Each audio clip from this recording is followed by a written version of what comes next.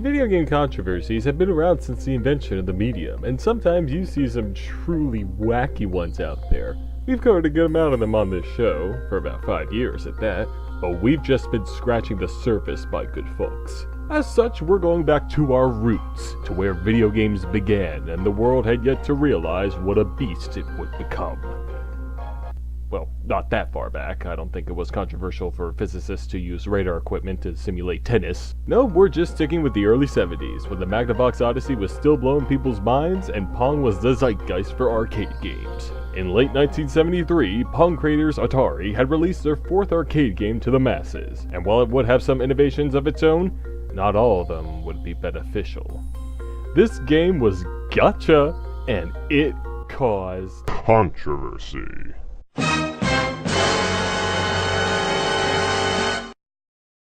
Alright, I'm not gonna keep up that bit.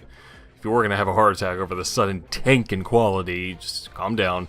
It's just a little nostalgia for myself and anyone who's been around since the early, crappy days of this show, when this and Movie Maker were my best friends. Still relying on Google search though, we are BFFs for life, and if you have a problem with that, you are banned from our treehouse.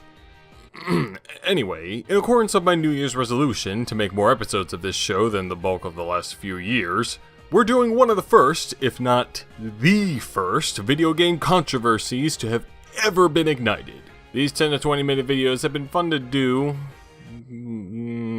but it's been far too long since we've done a short one. That said, there is actually a bit more to Gotcha than its notoriety implies.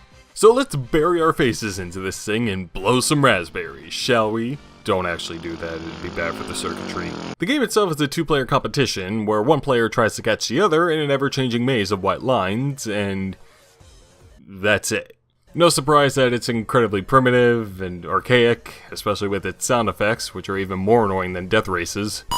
But it was the first of its kind, and the fourth game Atari made after Pong, Space Race, and Pong Doubles. However, the game wasn't very successful, at least compared to Pong, and that may have had to do with the controversy attached to it. The records of this aren't totally conclusive, but here's how it seems to go. First, take a look at their second game, Space Race. Rather, take a look at the controllers for Space Race. What are these devices here? These joysticks? Joysticks, you call them? Well, they're the standard controller attachment for most arcade games, yes, but they still look particularly phallic. I mean, sure, I guess. And the Atari devs thought so too. So, for some reason, in the initial production for Gotcha, they changed the design to a pink dome, which I presume still control like a joystick, that players would squeeze to control their character, thus creating what they dubbed as a female game. This new design was advertised proudly on the arcade flyer, featuring a man chasing a somewhat scantily clad lady, and Gotcha was henceforth dubbed the boob game. Yes, this is all very classy, this video game production, even back in the early days. So yeah, the game garnered controversy for perceived sexism in its controller design and marketing, with arcade owners passing it off in favor of, more Pong, I guess. Atari quickly changed the controller back to the standard joystick design for every subsequent production run, but the damage had been dealt, and the game never quite caught on. Well, they claimed 3,000 units were sold, and Mr. Ralph Baer's... How does one pronounce Mr. Baer? Close enough. Well, they claimed 3,000 units were sold in Mr. Ralph Baer's book about the burgeoning industry. Why in there, I'm not sure. I thought Mr. Odyssey would have been labeled as competition, but whatever. It's the 70s, counterculture and free love were still kind of lingering around, so anything goes. Overall, yeah, this whole Gotcha controversy kind of overshadowed the game, and the controversy itself feels like a dumb joke that just got way out of hand. A time of innovation can yield some insignificant and unnecessary results. And this was one of them. Not that it did any real harm to Atari, since Pong was still doing gangbusters for them, and a lot more good, followed by horrible, horrible, horrible times were ahead of them.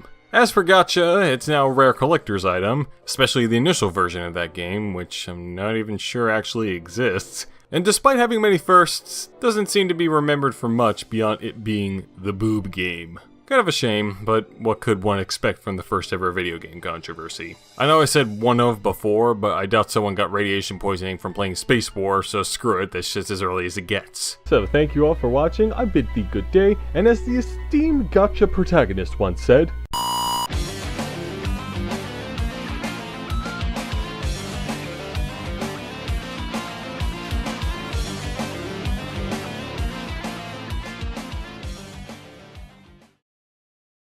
Now as for those gacha games, those are actually cancer.